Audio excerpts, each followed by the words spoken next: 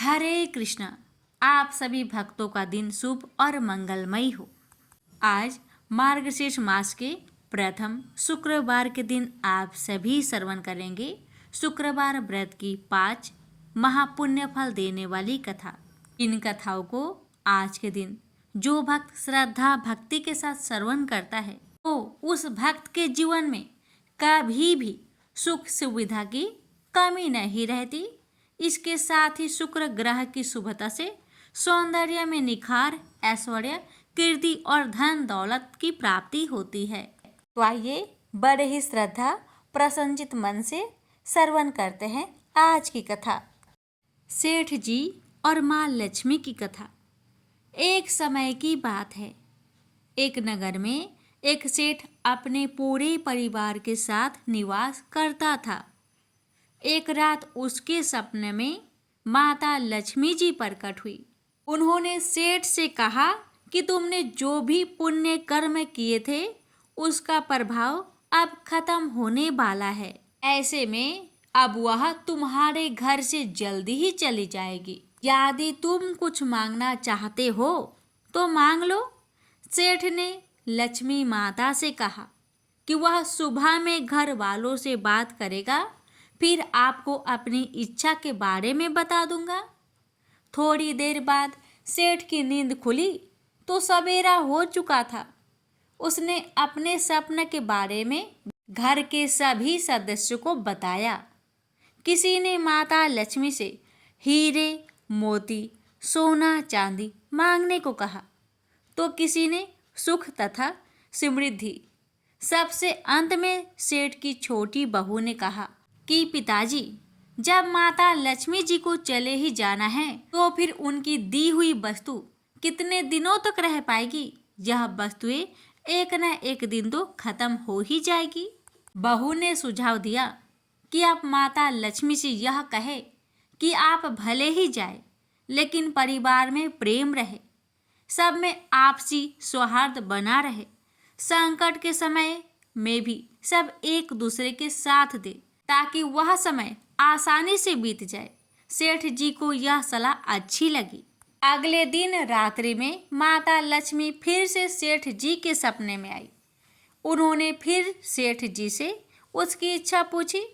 तब सेठ ने कहा कि माता, आप जाना चाहती है तो आपको कौन रोक सकता है, लेकिन उसके परिवार में सदा ही प्रेम और आपसी सौहार्द बना रहे, एक दूसरे की मदद की भावना रहे, संकट में सभी साथ रहे और वह पल भी आसानी से कट जाए। माता लक्ष्मी सेठ की बात सुनकर प्रसन्न हुई। उन्होंने कहा कि सेठ, तुम्हारी बातों ने मुझे बांध लिया है। जिस घर या परिवार के सदस्यों में आपसी प्रेम तथा भाईचारा रहेगा उस स्थान से वह कैसे जा सकती है। इस प्रकार माता लक्ष्मी ने संदेश दिया कि जिन परिवार में आपसी प्रेम, प्रसन्नता, भाईचारा बना रहता है, संकट में सब साथ होते हैं, वहीं पर वो वास करती है। प्रेम से बोलिए लक्ष्मी माता की जय। शुक्र देव की व्रत कथा। तो प्रेम से बोलिए शुक्र भगवान की जय हो। मणिकपुर नगर में 3 मित्र रहते थे। तीनों मित्र अलग अलग जाति के थे। पहला काश्त, दूसरा ब्राह्मण और तीसरा वैश्य था। वे तीनों हमेशा साथ साथ रहा करते। तीनों का विवाह हो चुका था। ब्राह्मण और काष्ठ के लड़कों का गौना हो चुका था, लेकिन वैश्य पुत्र का नहीं। उसके दोस्त उसे अक्सर कहा करते थे कि तुम अपनी पत्नी को उसके मायके से क्यों नहीं लाते। तब वैश्य पुत्र धनराज ने अपनी पत्नी कुसुम को लाने का निश्चय कर लिया। अगले ही दिन धनराज ने माता पिता से अपनी पत्नी कुसुम को लेने जाने की बात कही। उसकी बातें सुनकर वे हैरान होते हुए बोले, बेटा, अभी शुक्र अस्त हो रहा है, इसलिए अभी बहू को लाना उचित नहीं है। कुछ दिन ठहर जाओ। लेकिन धनराज नहीं माना। वह कुसुम को लाने ससुराल पहुंच गया। ससुराल में धनराज की खूब आव भगत की गई।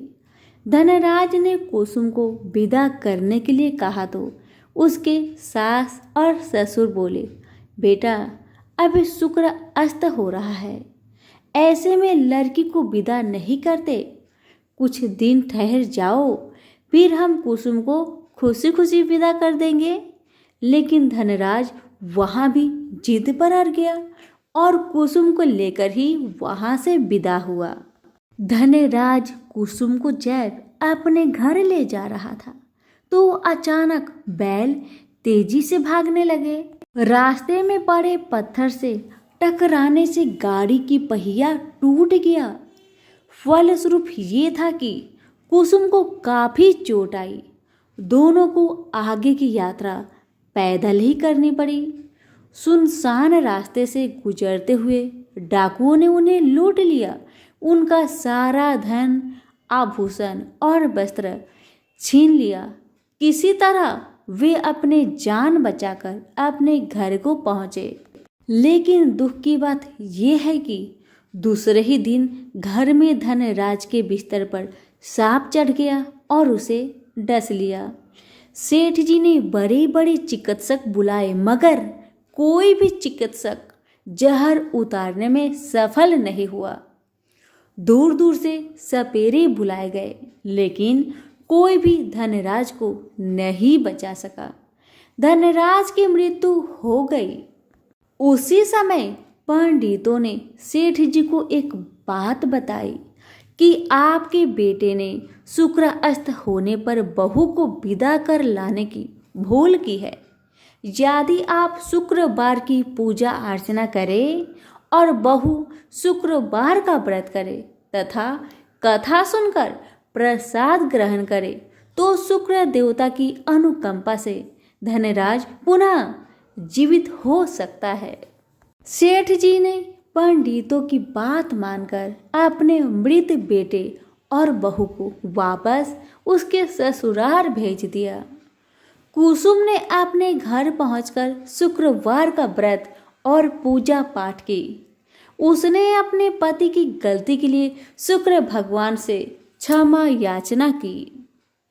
फलस्वरूप धनराज जीवित हो उठा। धनराज के जीवित हो जाने से घर में खुशियां ही खुशियां भर गई। और उधर धनराज के माता पिता ने बेटे के जीवित होने का समाचार सुना तो शुक्र भगवान का व्रत किया और गरीबों को अन्न, वस्त्र और धन का दान दिया।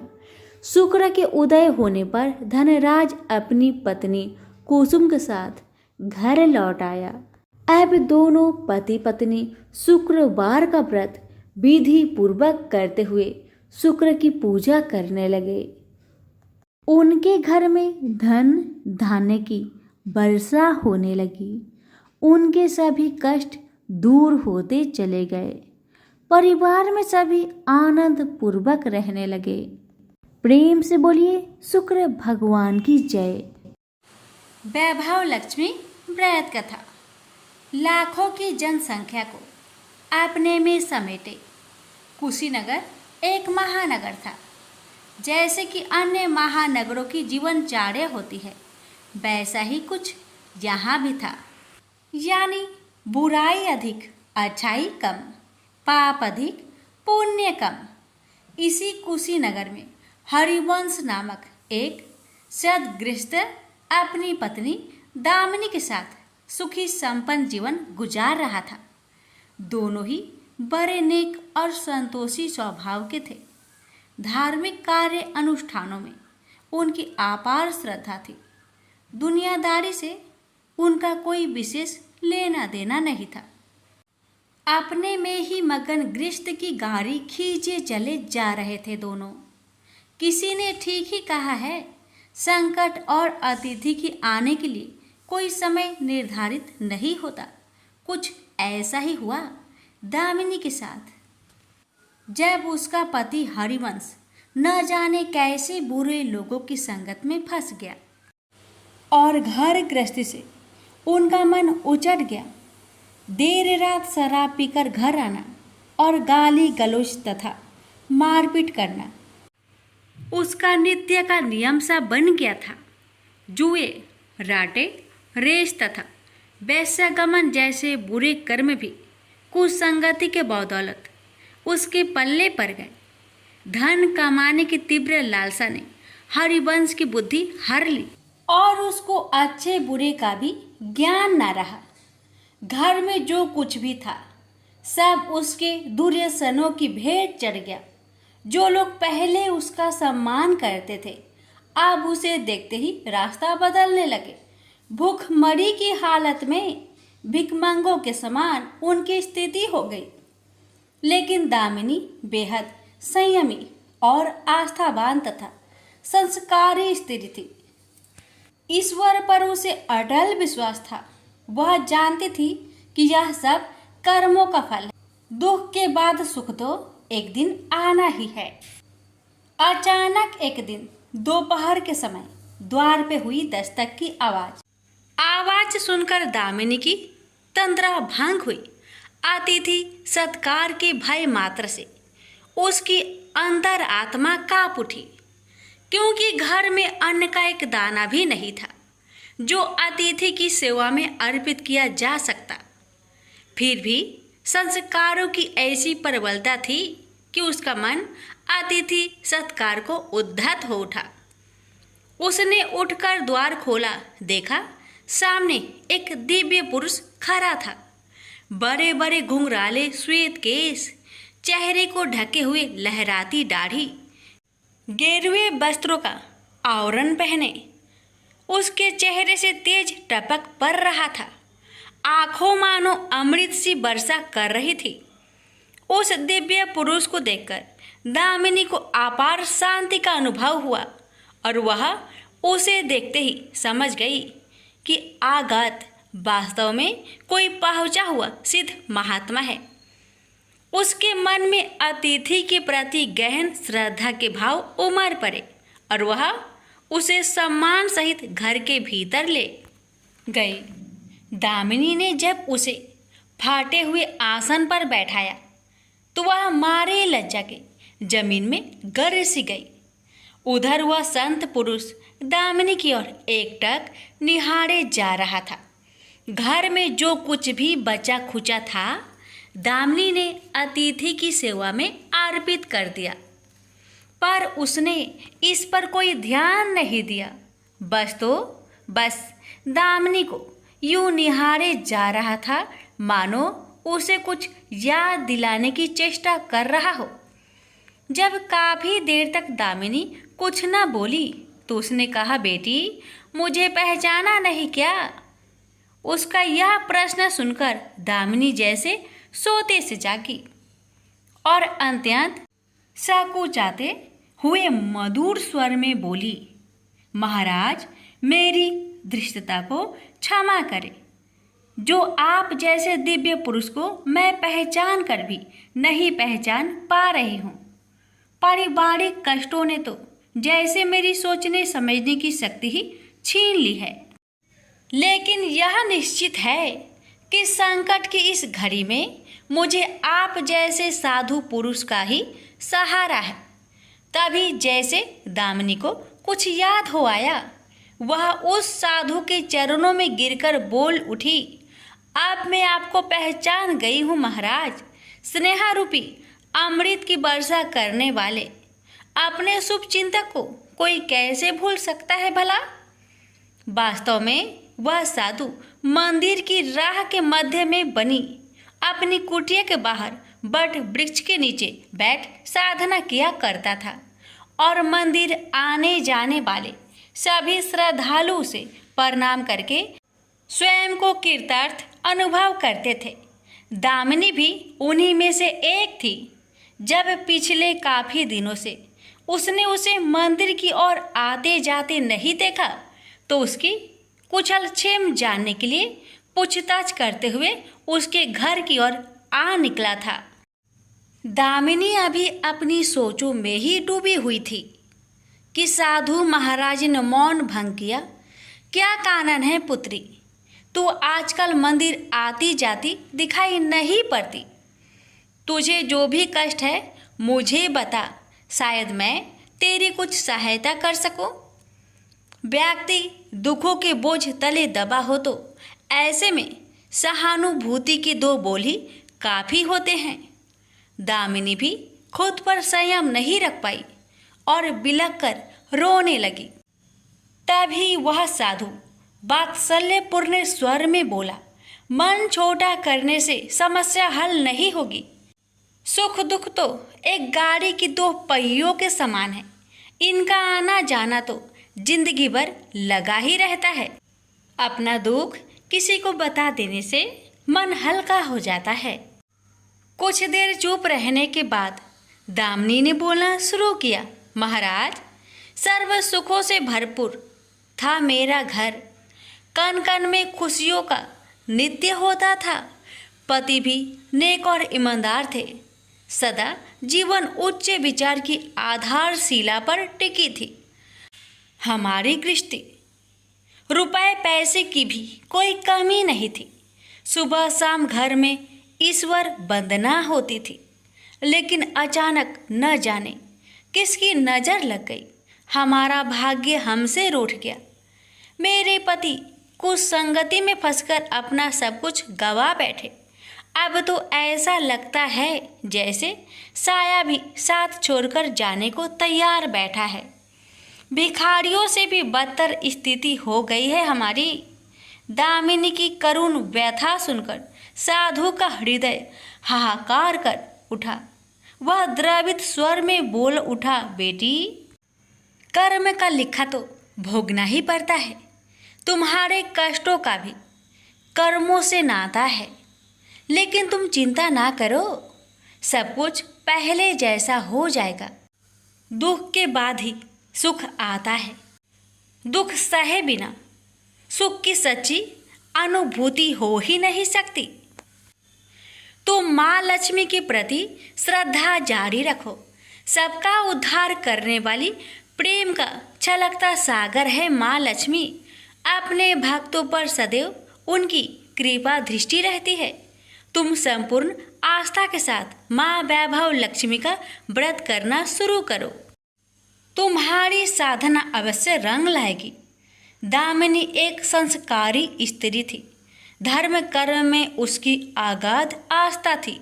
माँ वैभव लक्ष्मी के व्रत की बात सुनकर उसका चेहरा दमक उठा। बोली, महाराज, यदि इस व्रत को करने से मेरे परिवार पर आई विपदा टल सकती है तो मैं इसे जरूर करूँगी। आप मुझे बताएं कि इस व्रत को कब और कैसे किया जाता है। साधु महाराज दामिनी की भक्ति भावना देखकर प्रसन्न होकर बोले, बेटी, सारे जगत का कल्याण करने वाली माँ वैभव लक्ष्मी के व्रत की विधि में जन कल्याण तुम्हें बता रहा हूँ। प्रत्येक शुक्रवार को यह व्रत किया जाता है। सर्वप्रथम जितने शुक्रवार को यह व्रत करना हो उसका संकल्प लेकर माँ वैभव लक्ष्मी को मन ही मन प्रणाम करें। स्नान आदि से निवृत्त होकर स्वच्छ धवल वस्त्र पहनकर पूरब दिशा की ओर मुख करके आसन पर बैठे। सामने एक चौकी पर चावल की एक ढेरी लगाकर उस पर पानी से भरा कलश स्थापित करें, जो तांबे का होना चाहिए। कलश को कटोरी से ढक दे और उस कटोरी में कोई भी स्वर्ण भूषण रखे। सोना ना हो तो चांदी का आभूषण रखे, वह भी पास ना हो तो रुपए का सिक्का भी काम दे सकता है। शुद्ध घी का दीपक तथा अगरबत्ती जलाए और मन ही मन पूर्ण श्रद्धा के साथ माँ वैभव लक्ष्मी का जाप करते रहे। श्री यंत्र माँ लक्ष्मी का प्रिय यंत्र है, उसे सत सत नमन करें। श्री यंत्र उपलब्ध ना हो तो पुस्तक में दिए उसके स्वरूप से काम चल जाएगा। साथ ही माँ वैभव लक्ष्मी के सभी स्वरूप को नमस्कार करें। इनकी सभी छवियाँ पुस्तक में दी गई होगी। कटोरी में रखे गहने या रुपए पर हल्दी, कुमकुम तथा आछत अर्पित करे। कोई भी मिष्टान प्रसाद के रूप में रखे संभव ना हो पाए तो गुड़ या शक्कर से भी काम चल सकता है। फिर श्रद्धापूर्वक माँ की आरती करके 14 बार प्रेम सहित बोले, जय माँ वैभव लक्ष्मी। माँ वैभव लक्ष्मी मेरी मनोकामना पूरी करे, ऐसा संकल्प लेकर सच्चे मन से माँ से विनती करे। प्रसाद बांटे और स्वयं भी ग्रहण करे। दिन में एक बार स्वास्तिक भोजन करे। यदि संभव हो तो उपवास रखे। पूजा में रखा गहना या रुपए लाल कपड़े में लपेटकर सुरक्षित रख ले। यह आगे आने वाले शुक्रवार को पूजा में काम आएगा। कलश में भरा जल तुलसी के पौधे को समर्पित कर दे तथा अछत पंछियों को आहार स्वरूप डाले। ऐसी शास्त्रोक्त विधि से व्रत करने वाले को शीघ्र फल मिलता है। साधु महाराज के मुख रविंद से यह वृत्तांत सुन दामिनी पुलकित हो उठी। उनके चरण स्पर्श कर उत्साहित स्वर में बोली, अब लगे हाथ, उद्यापन की विधि भी बता दे महाराज। इसके बिना तो व्रत अधूरा ही रह जाएगा। अवश्य बेटी, कहकर साधु महाराज उद्यापन की विधि बताने लगे। चाहे जितने भी शुक्रवार प्राय 11 या 21 व्रत करने का संकल्प लिया हो, लेकिन मन में माँ वैभव लक्ष्मी के प्रति श्रद्धा तथा आस्था बारंबार बनी रहनी चाहिए। जिस दिन अंतिम शुक्रवार का व्रत हो उस दिन शास्त्रोक्त विधि से उद्यापन किया जाता है। अन्य शुक्रवारों की भांति ही इस दिन भी पूजन करें। हाँ, प्रसाद के रूप में खीर अवश्य रखें। पूजा के बाद नारियल फोड़कर 7 कुंवारी कन्याओं को चरण धोकर कुमकुम का तिलक लगाकर पूजन करें। उन्हें सामर्थ्य अनुसार दक्षिणा दें और माँ वैभव लक्ष्मी व्रत की पुस्तकें उपहार स्वरूप भेंट में दें। फिर प्रसाद के रूप में खीर वितरित करें। अब माँ वैभव लक्ष्मी के सभी स्वरूप को मन ही मन नमन करते हुए कहे, हे माँ, यदि मैंने शुद्ध तथा निर्मल हृदय से आपकी स्तुति करते हुए वैभव लक्ष्मी व्रत विधि विधान अनुसार पूर्ण किया हो तो मेरी मनोकामना अवश्य पूरी करना।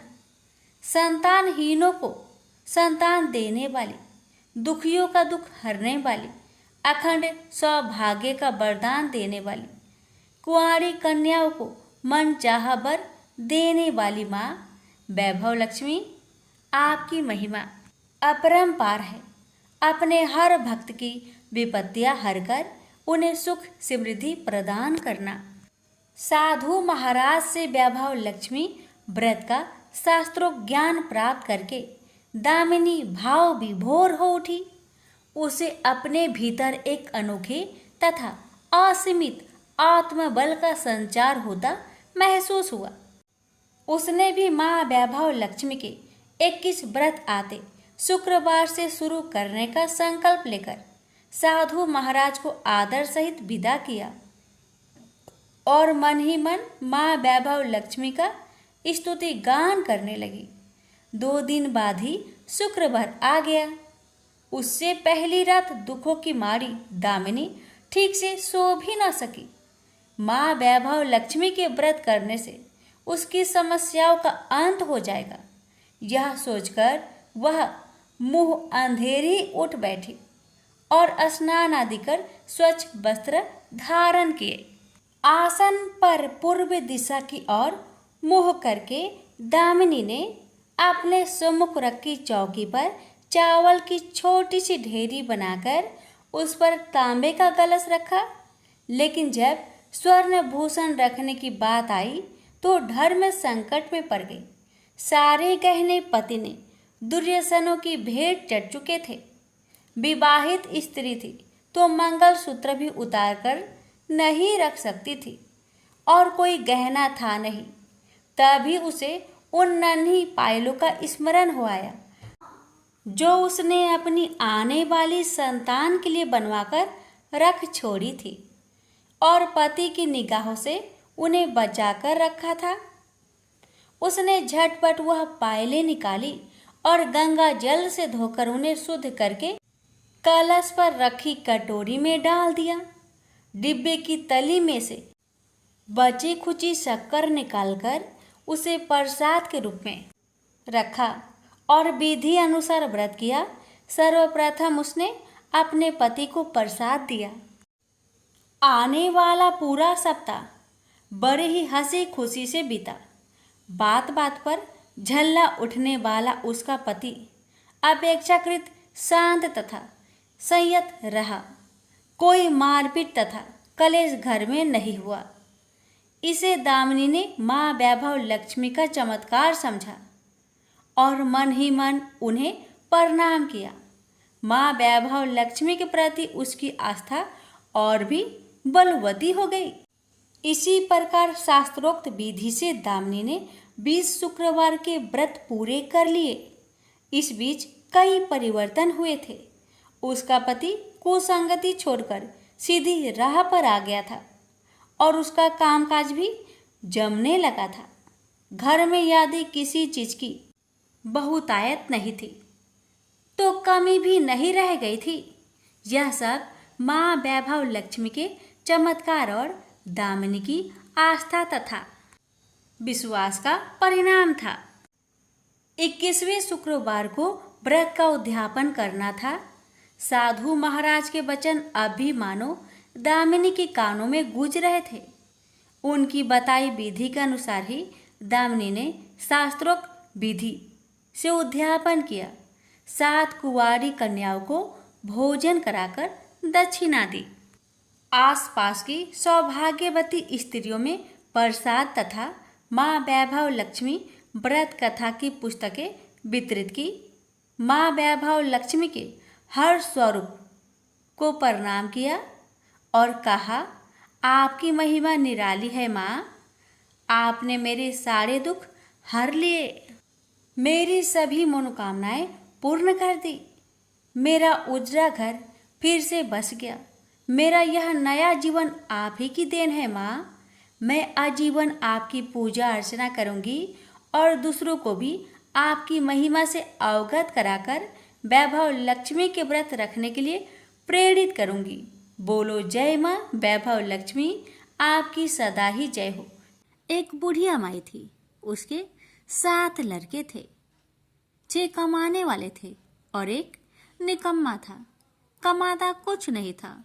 बुढ़िया माई अपने 6 बेटों के लिए भोजन बनाती थी और उनको भोजन कराती और उनसे जो कुछ जूठन बचती वह 7वें बेटे को देती थी। एक दिन 7वां बेटा अपनी पत्नी से बोला, देखो मेरी माँ को मुझ पर कितना प्रेम है। वह बोली, क्यों नहीं, सबका जो जूठा तुमको खिलाती है। वह बोला, ऐसा नहीं हो सकता। मैं जब तक अपनी आंखों से ना देख लूं, मैं मान नहीं सकता कि मेरी माँ मेरे साथ ऐसा कर सकती है। कुछ दिन बाद त्योहार आया। घर में 7 प्रकार के भोजन और चूरमे के लड्डू बने। अब सबसे छोटे लड़के ने यानी कि 7वें लड़के ने अपना सिर दुखने का बहाना बनाया और पतला चादर ओढ़कर रसोई घर में सो गया, ये देखने के लिए कि मेरी माँ मुझे जूठे भोजन देती है या फिर बनाई हुई ताजी भोजन देती है। लड़का झूठ मूठ का सोने के नाटक करके रसोई घर में सोया हुआ है। वह पतले चादर के अंदर से सब कुछ देख रहा था। तभी 6 भाई भोजन करने आए। उसने देखा माँ ने उनके लिए सुंदर आसन बिछाया, नाना प्रकार की रसोई परोसी और आग्रह करके उन्हें जिमाया और वह देखता रहा। जब 6 भाइयों ने भोजन करके उठा तब माँ ने क्या किया कि उनकी बची हुई भोजन, जूठी भोजन थालियों में से इकट्ठा करके सभी लड्डुओं के टुकड़ों को उठाकर एक लड्डू बनाया और सभी जूठन को साफ करके बुढ़िया ने अपने सबसे छोटे लड़के को पुकारा, बेटा 6 भाई भोजन करके चले गए, अब तू ही बाकी है, उठ और खाना खा ले। तब वह बेटा कहने लगा, माँ मुझे आज भूख नहीं लगा है, मुझे भोजन नहीं करना, मैं अब जहाँ नहीं रहूंगा, मैं परदेश चला जाऊंगा। अपनी बेटे की बातें सुन माँ ने कहा, बेटा तू कल जाना चाहता है ना, कल क्यों जाएगा, तुम आज ही चला जा। तब बेटा बोला, हाँ माँ, मैं आज ही चला जा रहा हूँ। यह कहकर वह घर से निकल गया। चलते समय पत्नी की याद आई। वह गौशाला में उपले थाप रही थी।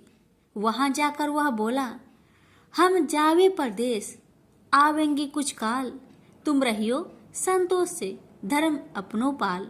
पत्नी बोली, जाओ पिया आनंद से, हमरो सोच हटाए, राम भरोसे हम रहे, ईश्वर तुम्हें सहाय। दो निशानी आपन, देख धरो में धीर, सुधी मती हमारी, बिसारियो रखियो मन गंभीर। पति बोला, मेरे पास तो कुछ नहीं, यह अंगूठी है, सुले और अपनी कुछ निशानी मुझे भी दे।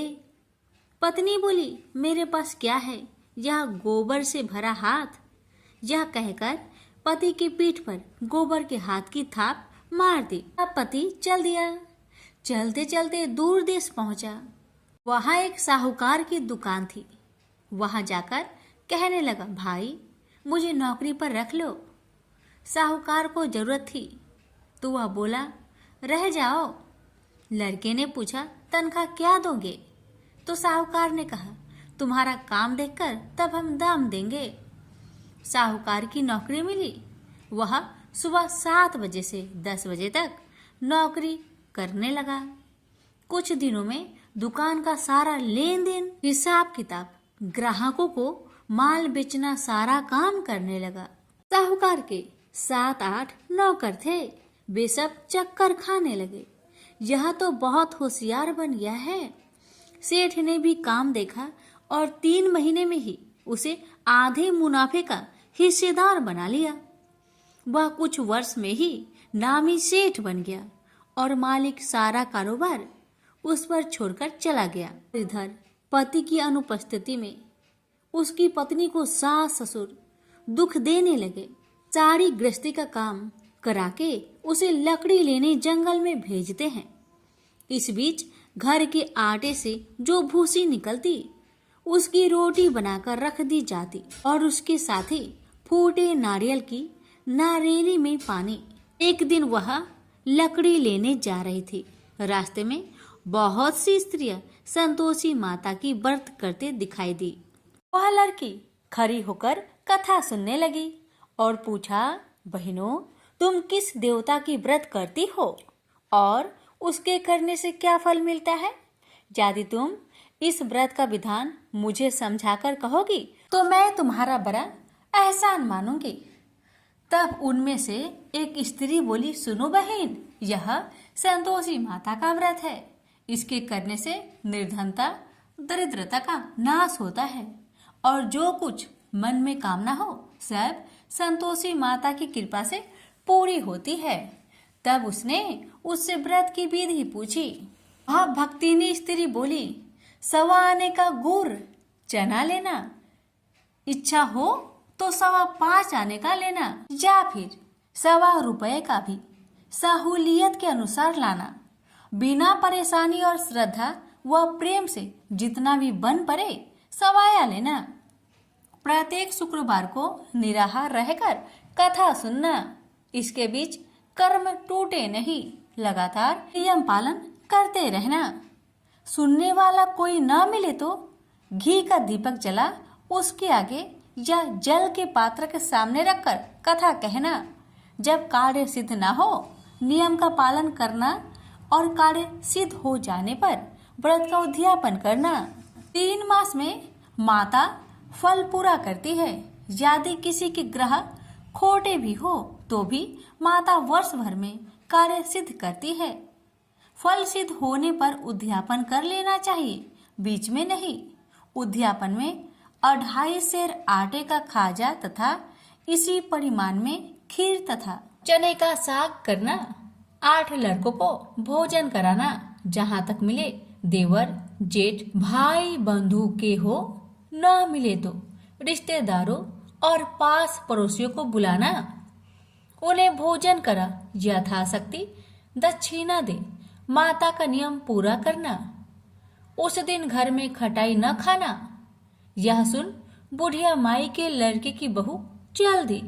रास्ते में लकड़ी की बोझ को बेच दिया और उन पैसों से गुड़ चना ले माता की व्रत की तैयारी कर आगे चली और सामने मंदिर देखकर पूछने लगी, यह मंदिर किसका है?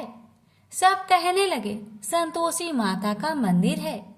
यह सुनकर माता के मंदिर में जाकर चरणों में लौटने लगी, दीन हो विनती करने लगी, माँ मैं निपट अज्ञानी हूँ, व्रत के कुछ भी नियम नहीं जानती, मैं दुखी हूँ।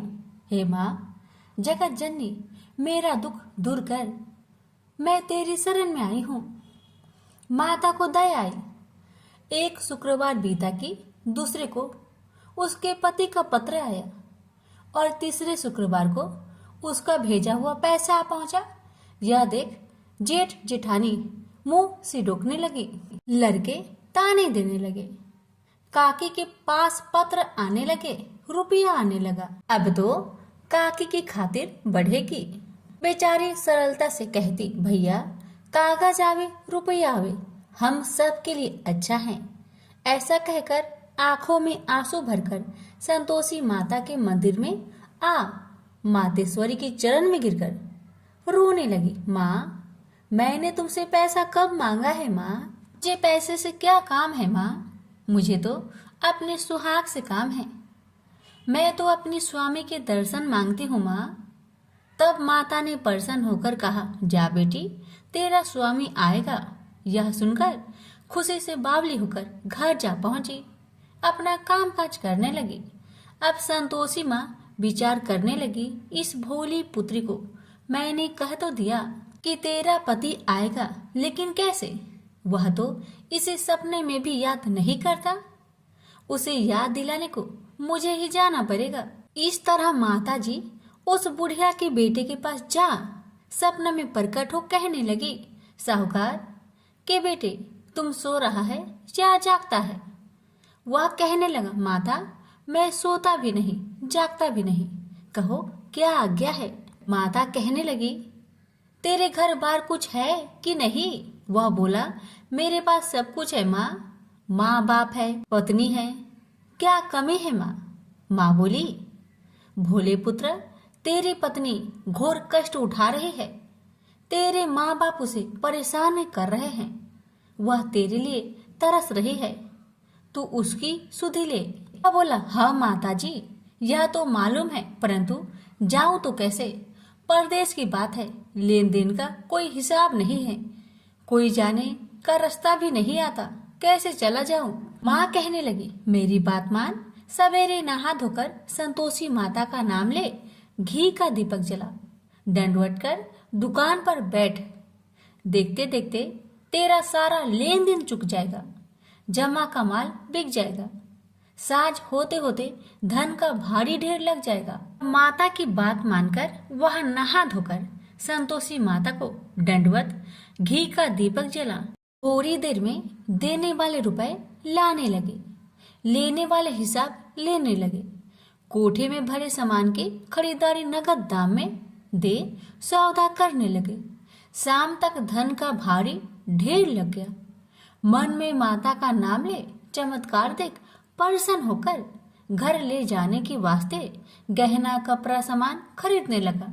यह काम से निपट तुरंत घर को रवाना हुआ। उधर उसकी पत्नी जंगल में लकड़ी लेने जाती है। लौटते वक्त माता जी के मंदिर में विश्राम करती है। वह तो उसके प्रतिदिन रुकने का जो स्थान ठहरा। धूल उड़ती देख वह माता से पूछती है, हे माता यह धूल कैसे उड़ रही है? माता कहती है, हे पुत्री तेरा पति आ रहा है, अब तू ऐसा कर लकड़ियों के 3 बोझ बना ले, एक नदी के किनारे रख और दूसरा मेरे मंदिर पर, वह तीसरा अपने सिर पर। तेरे पति को लकड़ियों का गट्टर देख मोह पैदा होगा, वह यहाँ रुकेगा, नाश्ता पानी खाकर माँ से मिलने जाएगा। तब तू लकड़ियों का बोझ उठाकर जाना और चौक में गट्टर डालकर जोर से आवाज देकर कहना, लो सासू जी लकड़ियों का गट्टर लो। भूसी की रोटी दो, नारियल की खोपरे में पानी दो, आज मेहमान कौन आया है। माताजी बहुत अच्छा कहकर वह प्रसन्न मन से लकड़ियों के 3 गट्टर बनाई, एक नदी के किनारे पर और एक माताजी के मंदिर पर रखा। इतने में मुसाफिर आ पहुंचा। सूखी लकड़ी देख उसकी इच्छा उत्पन्न हुई कि हम यहीं पर विश्राम करें और भोजन बनाकर खा पीकर गांव जाए। इसी तरह रुककर भोजन बना, विश्राम करके गांव को गया। सबसे प्रेम से मिला। उसी समय सिर पर लकड़ी का गट्टर लिए वह उतावली सी आती है। लकड़ियों का भारी बोझ आंगन में डालकर जोर से 3 आवाज देती है, लो सासू जी लकड़ियों का गट्टर लो, भूसी की रोटी दो, आज मेहमान कौन आया है। यह सुनकर उसकी सास बाहर आकर अपने दिए हुए कष्टों को भुलाने हेतु कहती है, बहू ऐसा क्यों कहती है, तेरा मालिक ही तो आया है। आ बैठ, मीठा भात खा, भोजन कर, कपड़े पहन, गहने पहन। उसकी आवाज सुन उसका पति बाहर आता है। अंगूठी देख व्याकुल हो जाता है और माँ से पूछता है, माँ यह कौन है।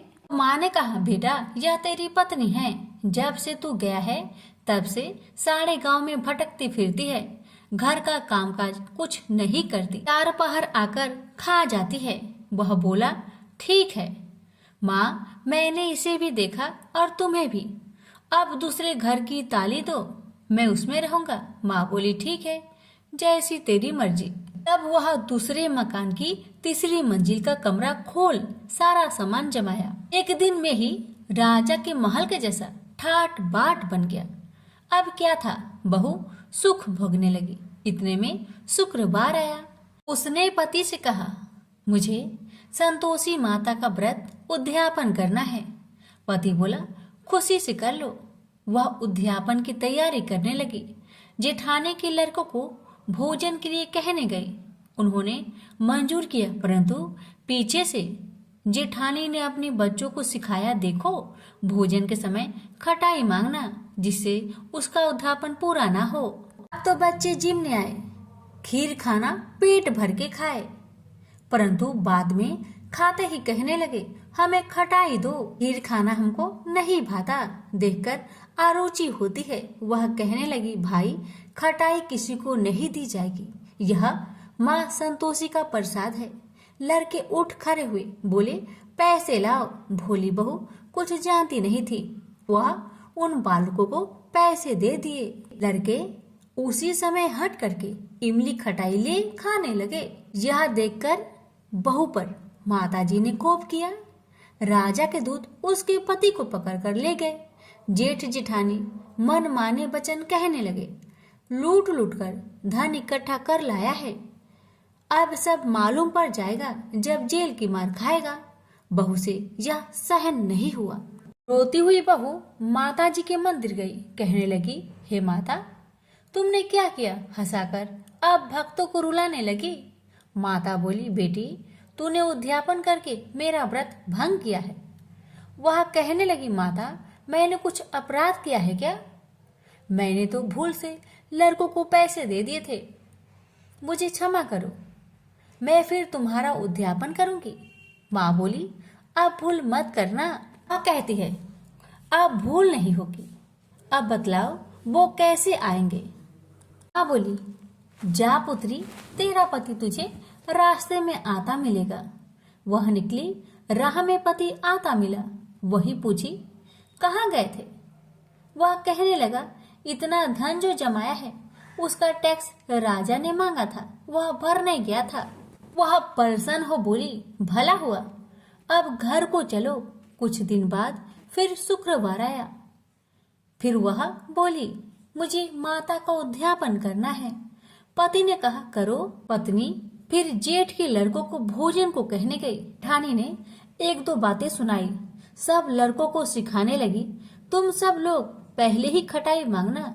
लड़के भोजन से पहले कहने लगे, हमें खीर नहीं खाना, हमारा जी बिगड़ता है, कुछ खटाई खाने को दो।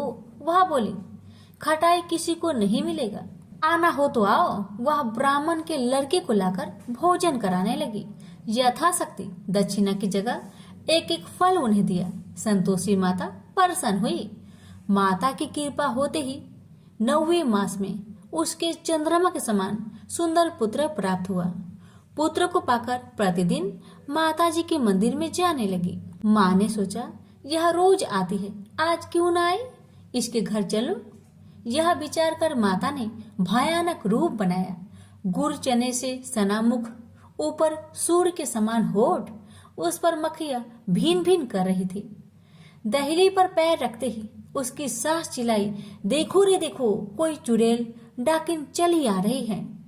लड़कों, इसे भगाओ, नहीं तो किसी को खा जाएगी। लड़के भागने लगे, चिल्लाकर खिड़की बंद करने लगे। बहू रोशनदान में देख रही थी। प्रसन्नता से पगली बन चिल्लाने लगी, आज मेरी माँ मेरे घर आई है, आज मेरी माता मेरे घर आई है। वह बच्चों को दूध पीने से हटाती थी। इतने में सास का क्रोध फट पड़ा। वह बोली, क्यों उतावली हुई है, बच्चे को पटक दिया। इतने में माँ के प्रताप से लड़के ही लड़के नजर आने लगे। वह बोली, माँ, जिसका मैं व्रत करती हूँ, यह वही संतोषी माता है। सबने माता जी के चरण पकड़ लिए और विनती कर कहने लगे, हे माता, हम मूर्ख हैं, अज्ञानी हैं, तुम्हारे व्रत की विधि हम नहीं जानते। व्रत भंग कर हमने बड़ा अपराध किया है। जग माता, आप हमारा अपराध क्षमा करो। इस प्रकार माता प्रसन्न हुई। बहू को प्रसन्न हो जैसा फल दिया, वैसा माता सबको दे। जो पढ़े उसका मनोरथ पूर्ण हो, जो सुने उसका भी मनोरथ पूर्ण हो। प्रेम से बोलिए, संतोषी माता की जय। सीता माता की नित्यनेम की कथा। माता सीता का 12 वर्ष का नियम था कि वे एक कथा भगवान राम को सुनाती थी। लेकिन एक बार राम जी को किसी कारण बाहर जाना पड़ा। इस पर माता ने कहा, अगर आप चले गए तो मैं कहानी किसे सुनाऊंगी। भगवान ने कहा कि आप कुएं के पाल पर जाकर बैठ जाना और वहाँ जो औरतें पानी भरने आएगी उन्हें अपनी कहानी सुना देना। देवी सीता ने बिल्कुल वैसा ही किया और कुएं के पास जाकर बैठ गई। तभी एक स्त्री आई। उसने रेशम की साड़ी पहन रखी थी और सोने का घड़ा ले रखा था। सीता माता उसे देखकर कहती है कि बहन, मेरा 12 वर्ष का नित्य नियम सुन लो। लेकिन उस स्त्री ने उनका नियम सुनने को मना कर दिया और बिना सुने वहां से चली गई। थोड़ी देर बाद उसकी रेशम जरी की साड़ी फट गई। सोने का घड़ा मिट्टी के घड़े में बदल गया। ये देख उसकी सास उस पर गुस्सा किया और कहा कि किसका दोष अपने सिर लेकर आई है। सास की बात सुनकर बहू ने सारी बात अपनी सास को सुना दी। अगले दिन ही वही साड़ी और घड़ा लेकर सास कुएं पर गई। माता सीता वहीं पर थी और औरत को देखकर देवी ने कहा कि आप मेरी कहानी सुन लीजिए। सास ने कहा, एक बार नहीं 4 बार सुन लूंगी। माता सीता ने अपना नियम सुनाना शुरू किया। राम आए, लक्ष्मण आए, देश के पुजारी आए, नित्य नेम का नेम लाए। आओ राम, बैठो राम, तपी रसोई जियो राम। माखन मिश्री खाओ राम, दूध बतासा पियो राम। सूत के पलका मोठो राम, साल दुसाला पोठो राम। साल दुसाला ओढ़ो राम, जब बोलो जब राम ही राम। राम सवारे सबके काम, खाली घर भंडार भरेंगे, सबका बेड़ा पार करेंगे। श्री राम जय जय राम। तब सास ने कहा कि बहन, आपकी कहानी तो बहुत अच्छी है। ऐसा कहकर वे अपने घर की ओर चली गई। थोड़ी समय बाद उसकी साड़ी रेशम जरी की बन गई और घड़ा सोने का बन गया। बहू के पूछने पर सास ने कहा कि बहू, तू दोष लगा के आई थी और मैं अब दोष उतारकर आ रही हूँ। सास ने कहा, वे कोई साधारण स्त्री नहीं है, बल्कि सीता माता थी। वे पुराने से नया कर देती है, खाली घर में भंडार भर देती है। वह लक्ष्मी जी का वास घर में कर देती है। आदमी की जो भी इच्छा हो उसे पूरा कर देती है। बहू के कहने पर सास ने वही कहानी उसे भी सुना दी और ऐसे ही पूरे मोहल्ले में नित्य नेम की कथा चल पड़ी। प्रेम से बोलिए सिया रामचंद्र की जय।